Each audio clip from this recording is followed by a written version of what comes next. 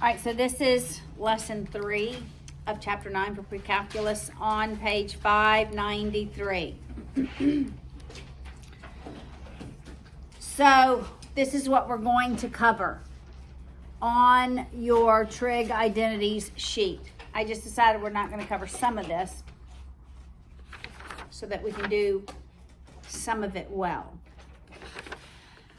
So we will cover double angle formulas. But really, double angle formulas is the sum of the same angle. So if I were solving for the sine of u plus u, if it were two of that same angle, that would be the same thing as sine u times cosine u plus cosine u times sine u, right? Well, that's the same thing as the sine of 2u equals 2. These are like terms. 2 times the sine of u times the cosine of u. So really, you could use the sum and difference formulas. What has happened is the period has been changed. From 2 pi, it's been cut in half to pi. Because, right, this determines the period. Do you remember that from transformations? That determines the period. The calculation for the period is 2 pi over that value. So it's just changed the period. That means there are going to be 2 cycles of that function between 0 and 2 pi. Or that the period to complete one cycle is going to be pi. So that's what's happening with our double angles. But really, if you just use the sum and difference formulas and you put the same angle in there, the result is going to be the double angle formulas. Except for the cosine, it is the same. But for the cosine, there are 3 options for the double angle. All right, so for the double angle of the cosine, it's the cosine squared minus the sine squared, or it's 2 times the cosine squared minus 1. Does that make sense? How we get to minus 1?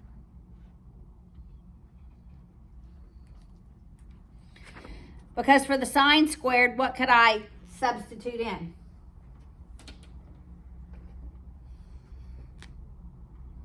So the cosine 2u is the cosine squared, I'm going to use x, minus the sine squared x. But for cosine, for sine, I can substitute in what?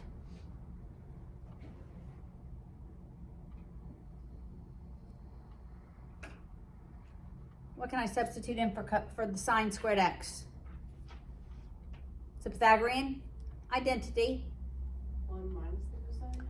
I could substitute in 1 minus the cosine squared x. Distributing that 1, it's the cosine squared x minus 1 plus cosine squared x, which we have 2 alike terms.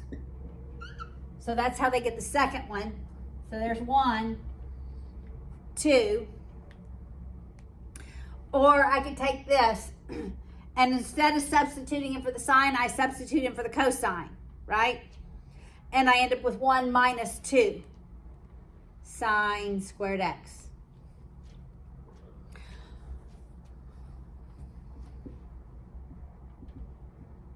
So I look at what I'm working with. If I have cosine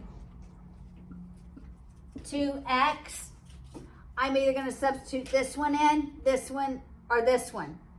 If everything else is in terms of cosine, I'm substituting this one in. If every other term is in terms of sine, I'm substituting this in, right? I'm going to use my logic.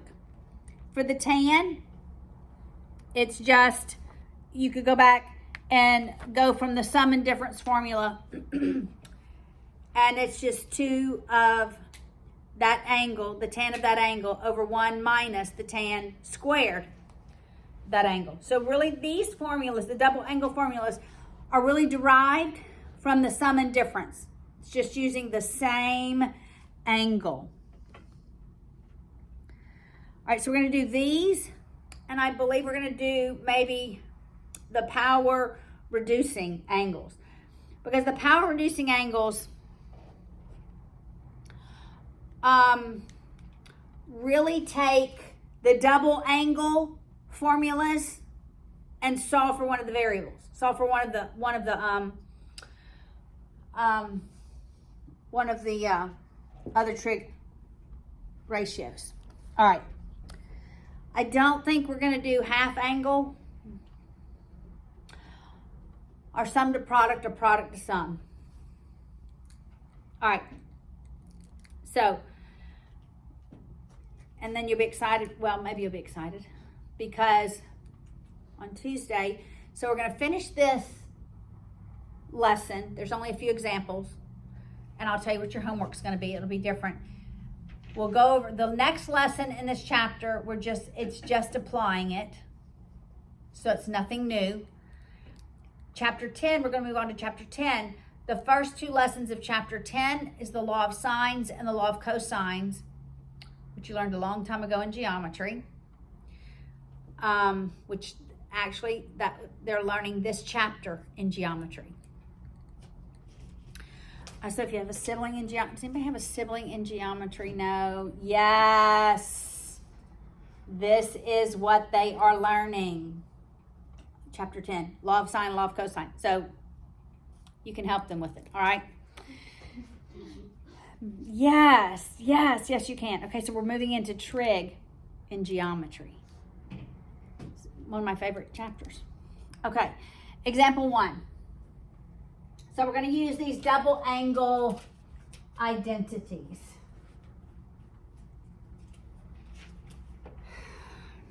All right. So it tells me where the angle is located. Where is the angle located? What quadrant?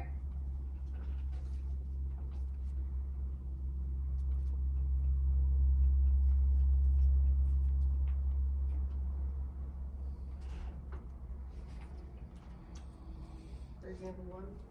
Yes. What quadrant is the angle in? Quadrant 3.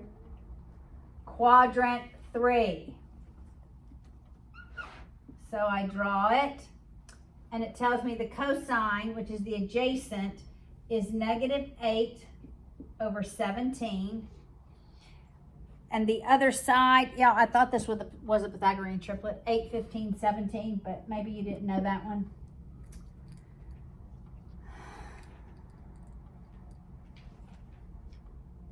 But it is. I don't know how I knew it, but I just knew it.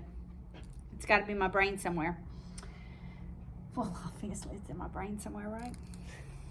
That's sort of obvious. Okay. So then it wants us to find the sine of 2x and the cosine 2x. All right, so the sine of 2x only gives me one option. It's 2 times the sine of x times the cosine of x. But I already figured out my ratios. So it's 2 times, both of these are going to be negative. The sine of x is going to be -15 over 17. The cosine of x is going to be -8 over 17. That's a big number. What is that? What is 2 times 15 times 18? That's 30. 30 times 8, is that 240? 30 times 8, 240. And 17 times 17 is, okay, but they got 25. Why did they get 25? Are they doing,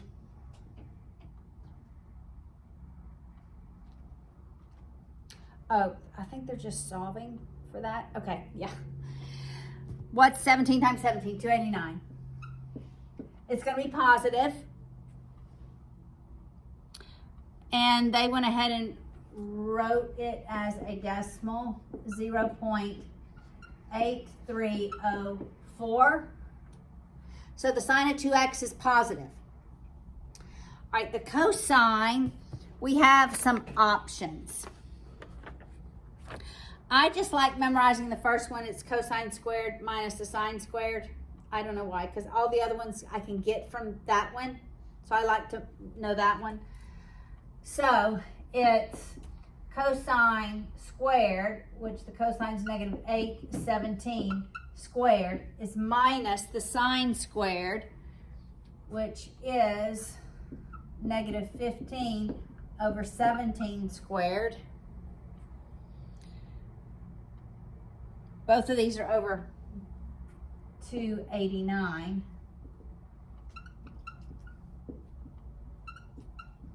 Eight squared is 64. What's 15 squared? That's the 225. 25 squared is 625. So it's negative. What is it?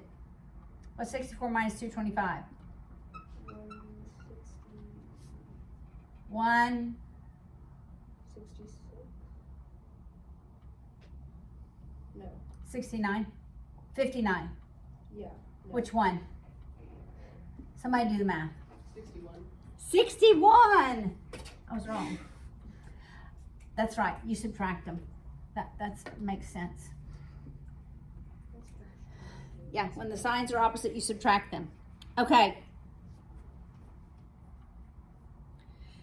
And I could have just looked in the book, huh?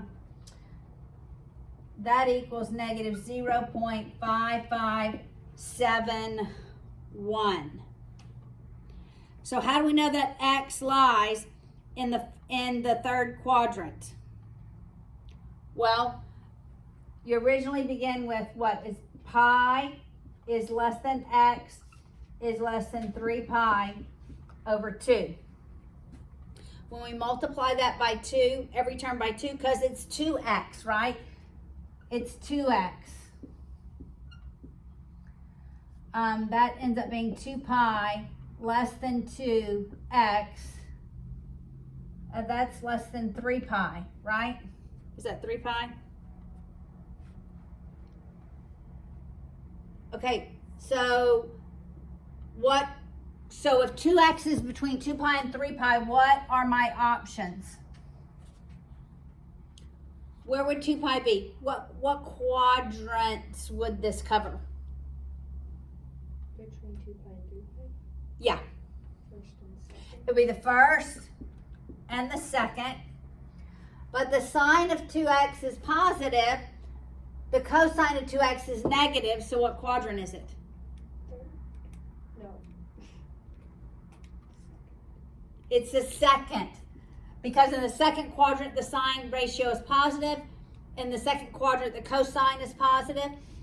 So really, it's between the 3 pi is right. But what's half a pi? What's 2 pi and another half? 5 pi over 2. So it's 5 pi over 2. Yeah, because it's 4 pi over 2 is 2 pi, right? Do you see how I did that? Maybe. I knew it had to be the second quadrant, so we go all the way around to 2 pi. So I knew it was between 2 and 3 pi. But because of the signs of the ratios,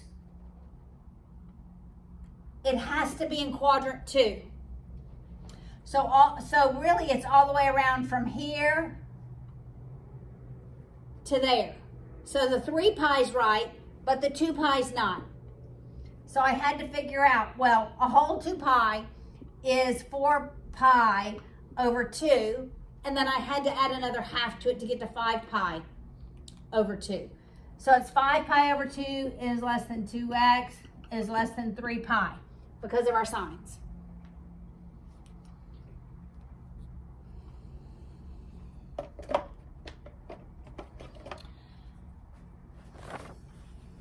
All right. I think we're only going to do one more example, and that's going to be number 3. But let me tell you quickly your homework. So your homework is going to be whatever I assigned on 1 through 12.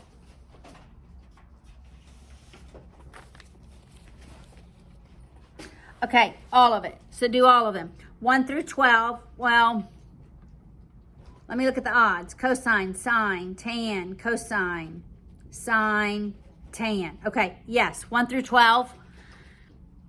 And then I want you to do 23 through 28.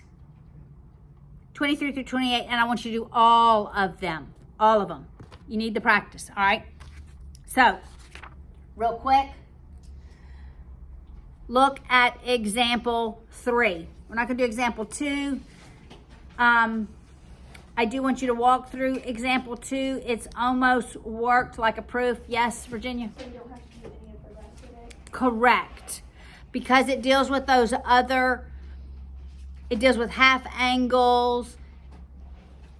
It deals with sum to product, product to sum.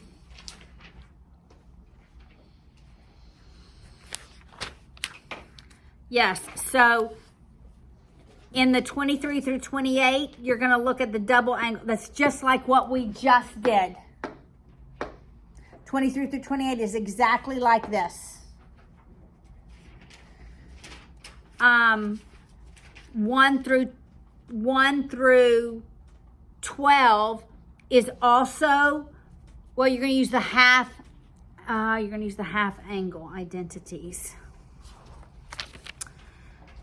Maybe you can't do 1 through 12 because it's the half angles. Okay, just do 23 through 28. I'm backing that up. Not 1 through 12, just 23 through 28, all of them. But I'm going to add some more towards the end. I want you to work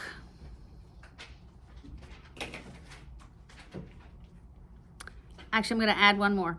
I want you to work number 65.